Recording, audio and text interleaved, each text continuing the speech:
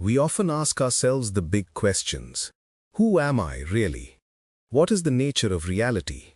Where am I going?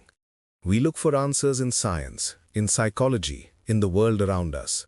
But thousands of years ago, ancient seers in India created a map, not a map of the world, but a map of consciousness itself. A map that leads from the surface of our awareness to the very core of our being. Today we are looking at two verses from this map. It's a dialogue between a young, fearless boy named Nachiketa and Yama, the Lord of Death himself. And Death is revealing the ultimate secret, the hierarchy of reality. The first verse, verse 10 of the third Valli of the first chapter of Kathopanishad, begins the ascent. It lays out the layers of our own experience, moving from the gross to the subtle. Yama says, Indriyebhyaha parahyartha, arthebhyascha param manaha, manasastu para buddhir, buddheratma mahan paraha, which translates to, beyond the senses are the objects of the senses. Beyond the objects is the mind. Beyond the mind is the intellect. And beyond the intellect is the great self. It's like climbing a ladder. At the very bottom, the most external layer are the senses, the indriyas.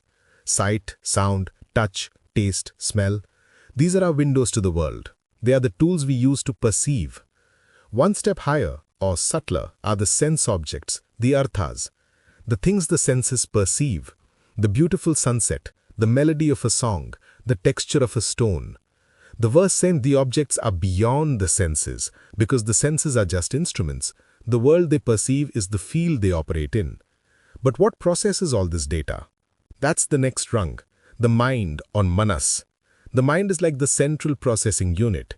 It takes the feed from all the five senses and weaves it into a single coherent experience. It's a constant stream of thoughts, feelings, and impressions. Higher still is the intellect, the buddhi. This isn't just raw thinking. This is our faculty of discernment, of judgment, of decision-making.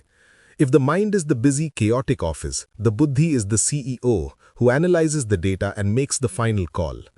And then we reach a fascinating level, the great self, or Mahatatman. This is not our small individual ego. Think of it as the universal I amness, the cosmic mind, the first expression of consciousness in the universe. It's the pure, intuitive awareness that underlies even our highest intellect. So in just one verse, we've traveled from the outer world of sights and sounds inward through our mental and intellectual faculties to the doorstep of cosmic consciousness. But the journey isn't over. Yama takes us even deeper. Verse 11 reveals what lies beyond the cosmic mind. He says, Mahataha param avyaktam, avyaktat purushaha paraha, purushan na param kinchit, sa kashtha sa paragatihi. The translation is breathtaking. Beyond the great self is the unmanifest, and beyond the unmanifest is the supreme being, the Purusha. Beyond the Purusha, there is nothing. That is the ultimate end, the supreme goal.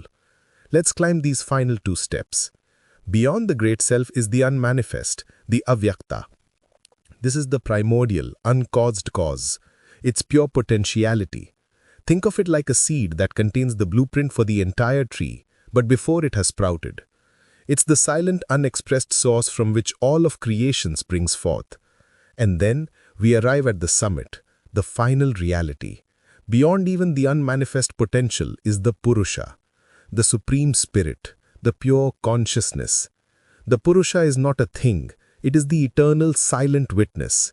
It's the screen on which the entire movie of the universe plays. It is unborn, undying, unchanging, and utterly free. It is the aware space in which everything appears and disappears.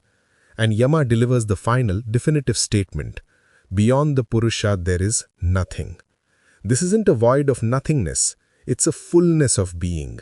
There's nowhere else to go. You've reached the source. He concludes, that is the ultimate end, the supreme goal. This isn't just a philosophical diagram, it's a treasure map. The entire purpose of the spiritual journey, according to the Upanishads, is to travel this path inward, to realize that our true identity is not the body or the mind, but this silent, eternal, blissful Purusha. So the next time you feel lost in the noise of the world, remember this map. Your true home lies beyond the senses, beyond the thoughts, beyond even cosmic intelligence. It is the silent, aware presence that is here, right now.